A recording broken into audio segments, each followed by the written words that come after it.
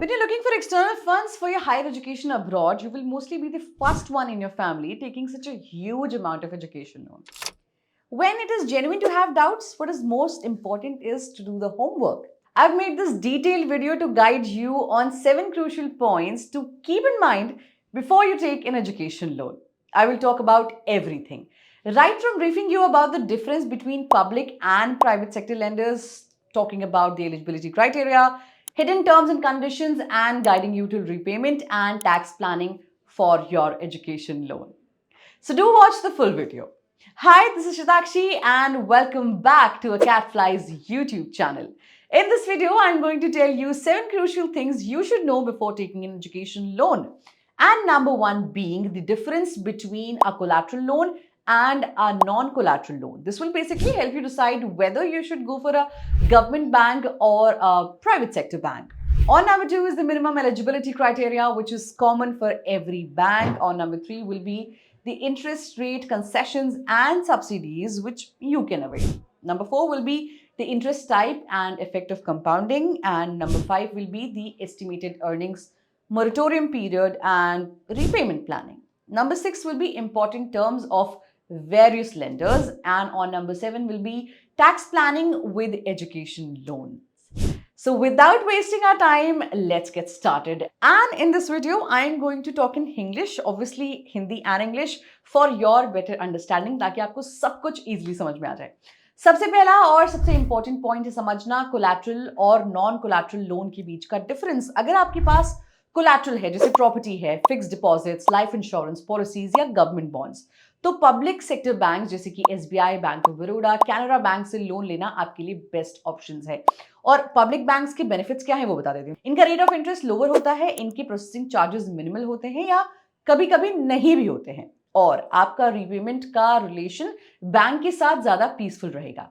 On the other hand, अगर आपके पास collateral नहीं है तो फिर आपको प्राइवेट बैंक जैसे कि आईसीआईसीआई या एक्सिस बैंक या फिर एनबीएफसी जैसे कि क्रेडिला, इनक्रेड, अवांस जैसे लेंडर्स के साथ जाना पड़ेगा. प्राइवेट लेंडर्स के साथ क्या सीन है वो भी बताते हैं. देखो, रेट ऑफ इंटरेस्ट इनका थोड़ा ज्यादा होता है और प्रोसेसिंग चार्जेस भी थोड़े से हाई होते हैं. तो सबसे पहला स्टेप आपका ये होना चाहिए कि अपने पेरेंट्स के साथ बैठो और ये एसेस करो कि आपके पास कोलैटरल है या नहीं है, और फिर अपने अकैडफ्लाई के लोन काउंसलर से कंसल्टेशन लेना बिल्कुल मत भूलना, because we are always there for you. Second point is minimum eligibility criteria. जब आप कोलेटरलाइज लोन के लिए जानते हैं, स्पेशली पब्लिक बैंक्स के साथ, तो एलिजिबिलिटी क्राइटेरिया थोड़ा लीनियंट होता है. पेरेंट्स की इनकम लेवल एवरेज होने पर भी काम चल सकता है और कोर्स और कंट्री सिलेक्शन में भी ज्यादा स्ट्रिक्टनेस नहीं होती. नॉन स्टेम कोर्सेज की बात करें जैसे आर्ट्स, ह्यूमैनिटीज, लॉ, एविएशन के लिए भी लोन मिल सकता है आपको. लेकिन जब आप नॉन कोलेटरलाइज्ड लोन के लिए प्राइवेट लेंडर्स के पास जाते हैं तो पेरेंट्स की इनकम काफी अच्छी होनी चाहिए, उनका सिबिल स्कोर मिनिमम 685 प्लस होना चाहिए, और यूजुअली सिर्फ स्टेम या मैनेजमेंट रिलेटेड कोर्सेज के लिए ही लोन अप्रूव होता है. This is the case. Third point is interest rate concessions and subsidies. Public banks में आपको कुछ इंटरेस्ट कंसेशंस और गवर्नमेंट सब्सिडीज मिलती हैं. फीमेल स्टूडेंट्स के लिए भी पब्लिक बैंक 0.5% का इंटरेस्ट रेट कंसेशन ऑफर करते हैं. अगर आप मोरेटोरियम पीरियड में अपना इंटरेस्ट भरते हैं तो कुछ और एडिशनल कंसेशंस भी आपको मिल सकते हैं. लेकिन प्राइवेट लेंडर्स या एनबीएफसीज के केस में आपको कोई सब्सिडी बेनिफिट नहीं मिलेगा, ना ही फीमेल स्टूडेंट का आपको डिस्काउंट मिलेगा. And the fourth point is interest rate, simple versus compound. समझना जरूरी है कि एजुकेशन लोन्स में इंटरेस्ट रेट कैसे चार्ज होता है, सिंपल इंटरेस्ट या फिर कंपाउंड इंटरेस्ट. सबसे पहले पब्लिक सेक्टर बैंक्स की बात करें तो मोरेटोरियम पीरियड के दौरान यानी कि उस टाइम में सिर्फ सिंपल इंटरेस्ट चार्ज करते हैं. जैसे ही आपका रीपेमेंट स्टार्ट होता है तब कंपाउंड इंटरेस्ट भी आपका लगना शुरू हो जाता है.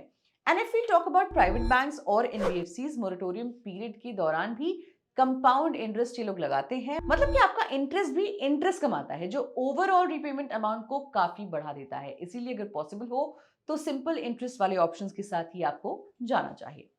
Now the fifth point is repayment planning. Loan लेने से पहले आपको अपना रीपेमेंट प्लान जरूर करना चाहिए. अब आपको करना क्या है बताती हूँ. देखो, कोर्स कंप्लीट होने के बाद की एक्सपेक्टेड सैलरी अभी से एस्टिमेट कर लो और अपने एक्सपेक्टेड लिविंग एक्सपेंसेस और टैक्स डिडक्शंस को निकाल लो. फिर देखना कि आप मंथली कितनी सेविंग कर सकते हो। फिर उसके बाद क्या करना है, उस मंथली सेविंग का 70% अज्यूम करके कैलकुलेट करो कि आप सेफली कितनी ईएमआई अफोर्ड कर सकते हो। अब आपको एग्जांपल भी देती हूँ। अगर आपका लोन अमाउंट 50 लाख रुपए है, कोर्स ड्यूरेशन 2 साल का है, इंटरेस्ट रेट सपोज 10.5% का है, ग्रेस पीरियड 6 मंथ्स का है और रीपेमेंट टेन्योर आपका 10 साल का है, तो एस्टिमेटेड ईएमआई आएगी आपकी अराउंड 80,000 रुपीज पर मंथ। इस तरह आप अपना safe loan amount figure out कर सकते हो और उसके बाद ही कोई डिसीजन लेना।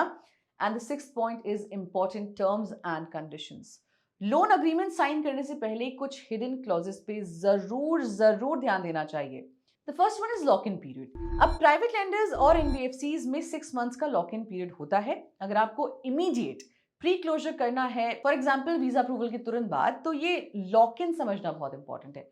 Second is loan insurance. कई लेंडर्स आपसे लोन इंश्योरेंस लेने को कहेंगे जिसका premium around 1% to 3% of the loan amount होगा, and this is a one time payment. Next is prepayment और preclosure charges. Education loans में आरबीआई गाइडलाइंस के अकॉर्डिंग कोई प्री पेमेंट पेनाल्टी नहीं होनी चाहिए। मतलब अगर आप अपना लोन टेन्योर 10 से 15 साल का लिया है आपने और 3 से 5 साल में रीपेमेंट कंप्लीट करना चाहें, तो आप बिना किसी एक्स्ट्रा चार्जेस के ऐसा कर सकते हैं। Seventh point is tax planning section 80E।